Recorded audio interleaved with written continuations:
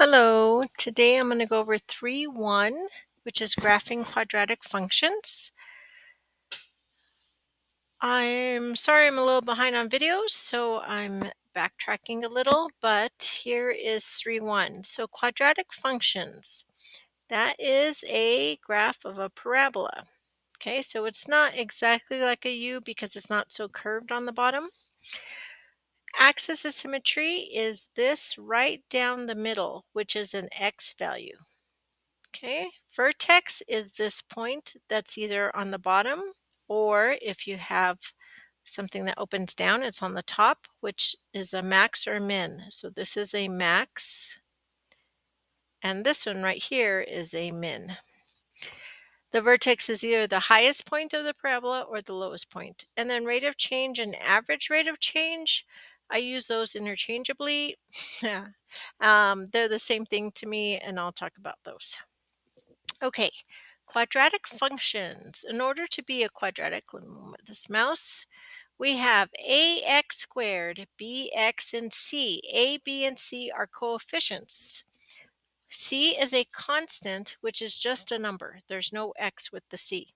Now you have to have the x squared in order for it to be a parabola. Without that x squared, you have a line. Here is a parabola.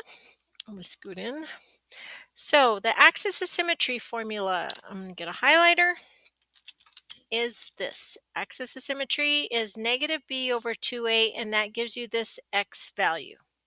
Now, in order to find the vertex, which is this lowest point, you have to plug in this for x into the equation. So the vertex is axis of symmetry, and then the function at that point. Okay, so this is our x and our y. That gives us a vertex. Now, all of these points can be reflected. The only one that can't is the vertex because it's one point, but all of these, this is right down the middle. So if we know this, we could go the same distance and do this one. These are your zeros or your x-intercepts. The y-intercept is your c value. So it could be written as c, or it could also be written as 0c because x is 0 and then the y, and then they reflected the same distance to go to this point on this side. You either have a max or a min. This looks at the a value. A is positive. So x squared, 3x squared, and I like to say it's a smiley face because it's positive. Positive, like being positive. Now here a is negative, and it's a sad face because it's negative. Okay, so the max is our vertex, the min is our vertex.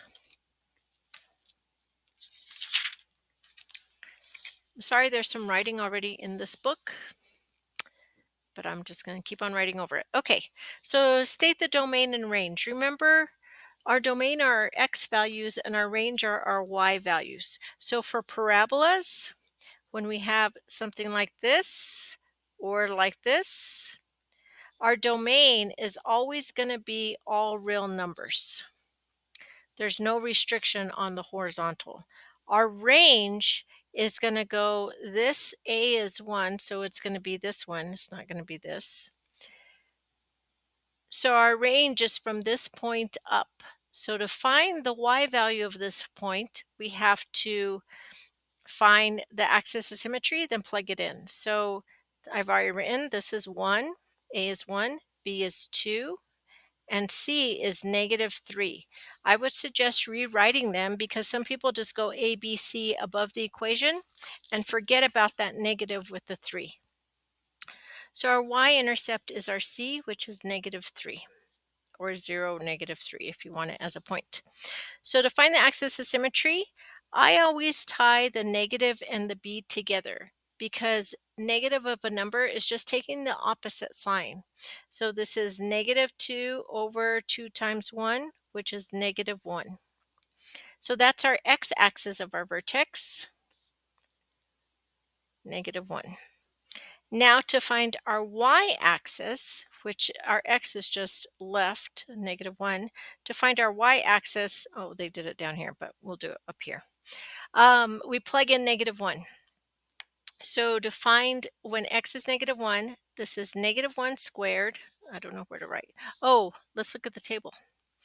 So they did a table, they plugged in -1. So -1 squared plus 2 times -1. Everywhere there's an x, we're putting -1 minus 3, which is 1, minus 2, minus 3, which is -5, -4.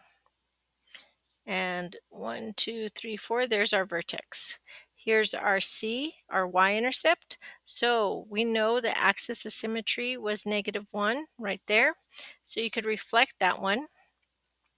The zeros, they just so happen to plug in. So this is -3, that's your y-intercept. The zeros, they happen to plug in these points and got 0 for y. So our zeros are 1, 1 plus 2 minus 3 is 0. And then this is 2 over, so you could go 2 over and find the other 0. It's fine to graph it that way. So the lowest point is -4, so our range is greater than or equal to -4. Since A is greater than 0, the vertex is a minimum because it's the lowest point. The x-coordinate of the vertex is our axis of symmetry. And there that is. Our domain, for all parabolas, our domain are all real numbers. Okay. We're not going to compare quadratics. We're not going to do the ski resort. Or did I do the ski resort? I think I did do the ski resort. Okay, let's go ski resort extended hours on one holiday weekend per year. Last year they sold 680 ski passes per 120 at $120 per holiday weekend pass per pass. This year the resort is considering a price increase, which is $5 each. If they get to $5, they will sell 20 fewer holiday passes. So we're going to look at maximize profit. So that's a parabola. So we're going to look at the max. So to find the variables, x is the number of increases. P of x is the total amount of money generated. So P of x is the price plus $5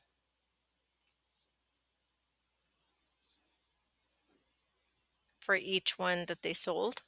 And the number of passes sold is they have sold 680 minus 20 because they lose 20 every time they raise it $5. So we need to multiply those together because the number of passes times the cost gives us our money. So we get 120 times 680. I don't have, oh, I think it's this 81,600 minus 2,400. 680 times 5. I don't remember off the top of my head. I should. 3,000 something. 3,400. And so 3,400 minus 2,400 is 1,000x. So they just rearrange this to be in standard form, and we get this quadratic, which makes sense that A is negative because it's to maximize, so we have a max. Now our axis of symmetry is negative 1,000. I would write it like this because 1,000 is positive, so you take the negative, divided by 2 times negative 100, which is 5. So 5 passes they could sell. They will say 5 increases. They will make the most money with 5 price increases, so they charge 120 plus 5 times 5, so that's 25 plus 120 is 145 each pass. The domain. Now think of this as a real life situation, so we can't be 0. So your x is going from 0 to, if our axis of symmetry is 5. I'm sorry, I don't remember this one. We need our zeros. Oh, okay. I'm gonna find the zeros with this original p of x. I'm gonna write it over here. So I'm gonna have 120 plus 5x equals 0. These are x-intercepts. And then 680 minus 20x equals 0.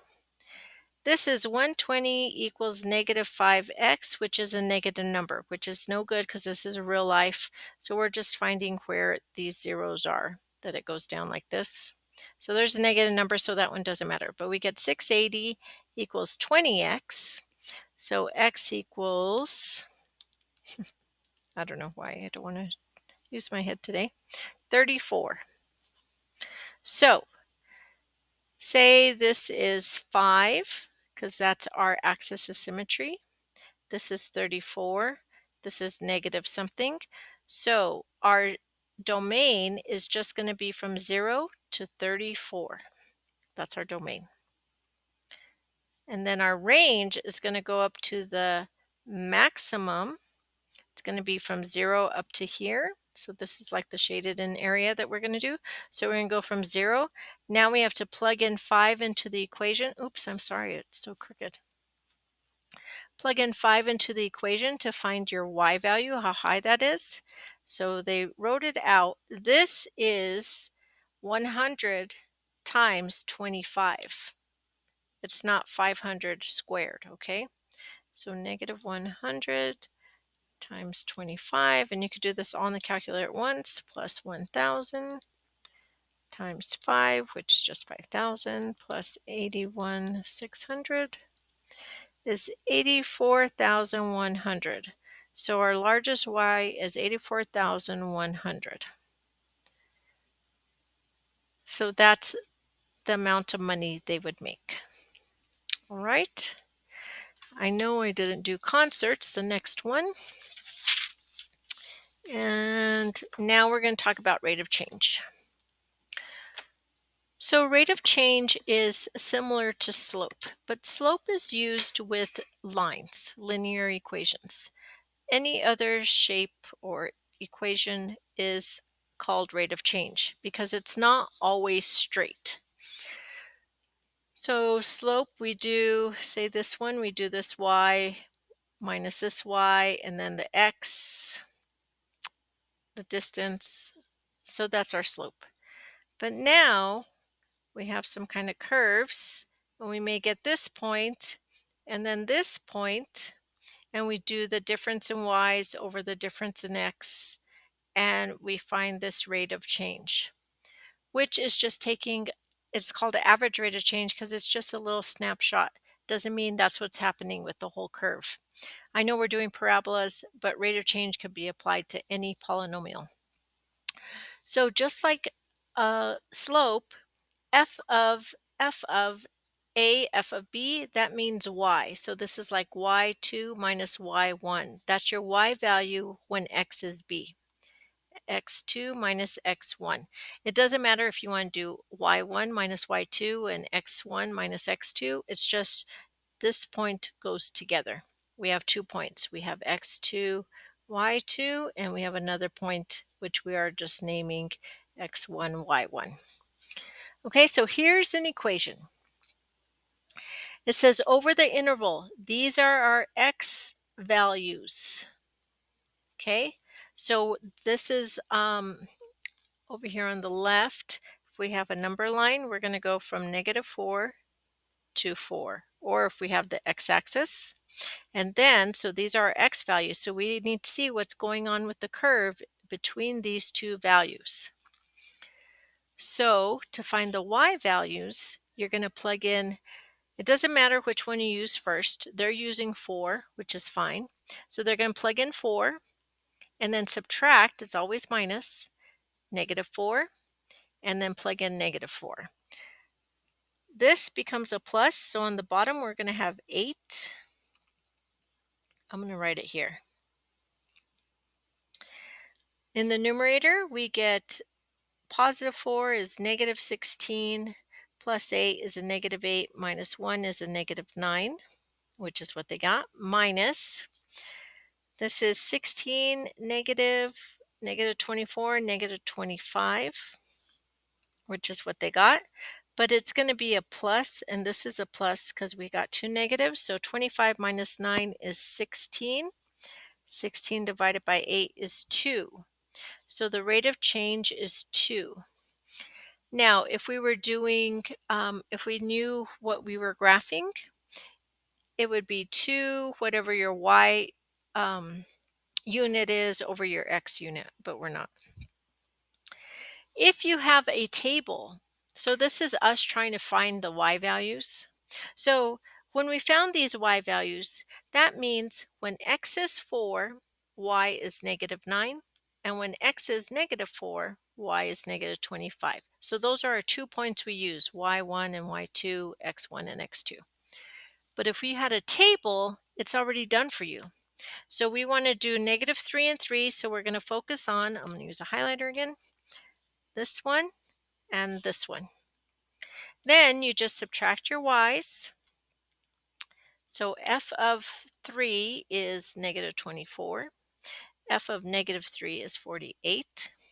So you subtract your y's. So on the bottom, I'm going to use this as a division line. This becomes 6 because we're adding. And we're adding these, but it's a negative 72. 72 divided by 6. No, 8 divided by 6.